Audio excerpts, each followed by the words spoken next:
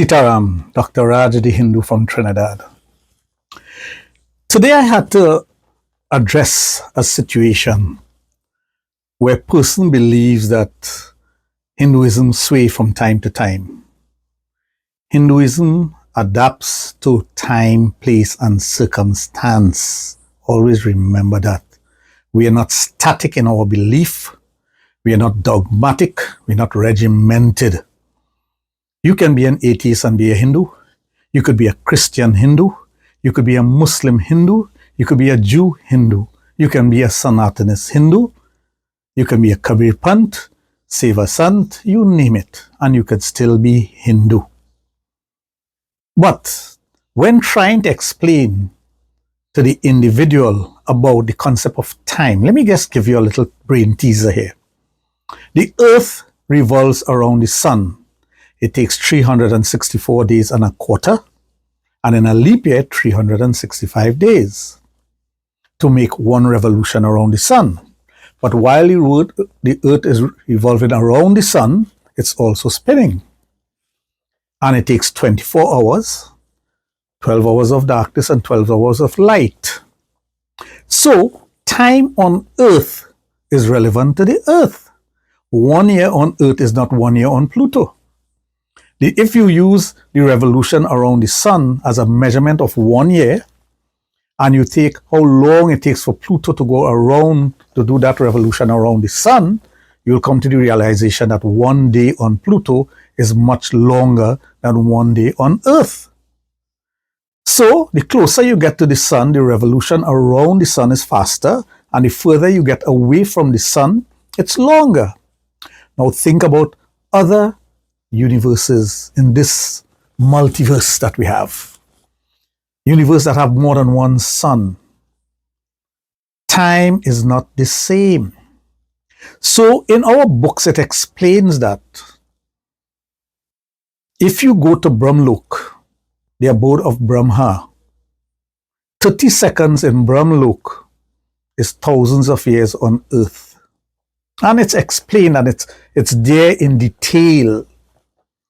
So once you step out of the orbit of the earth, you no longer on earth time. Now in Hinduism or Sanatan Dharma, we have something called yugs. Satyug, Treta Yug, Dwapar, and Kal Yug. We have 4 yugs, but yugs are measured like this, not in a circle, not a perfect circle, but like this, spherical like an egg. So if you take the top part of it, you'll realize Satyug is a very short time. And as it comes down to Treta Yug, you'll realize that it's longer. And as it goes up at the bottom, the egg shape of it, from here to here, it's longer. That's Dwapar.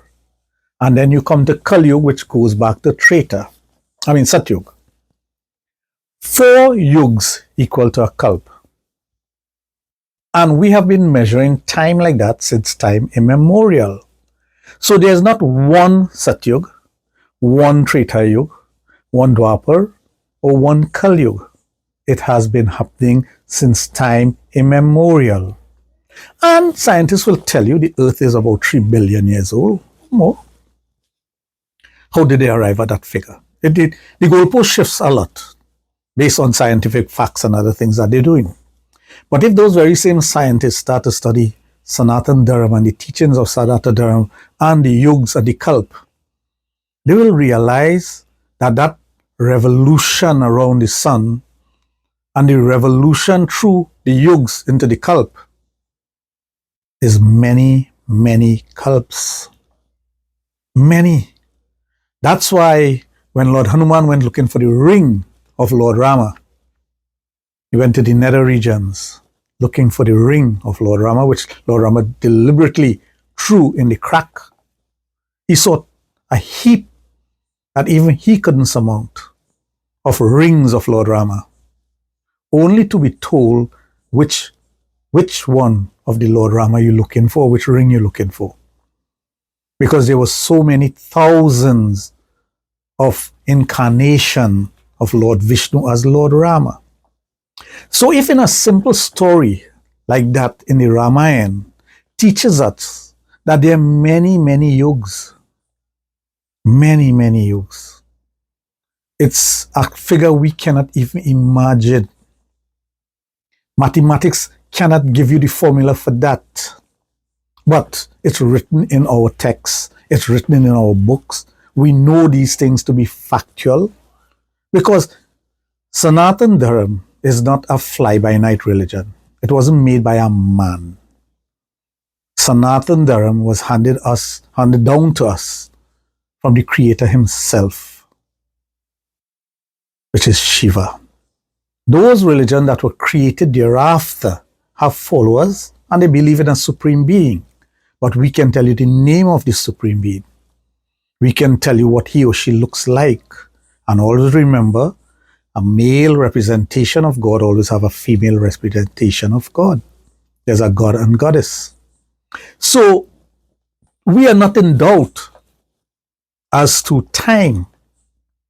We know that time exists differently in different locales. We know that this solar system is not the only system it has in the universe and the multiverse.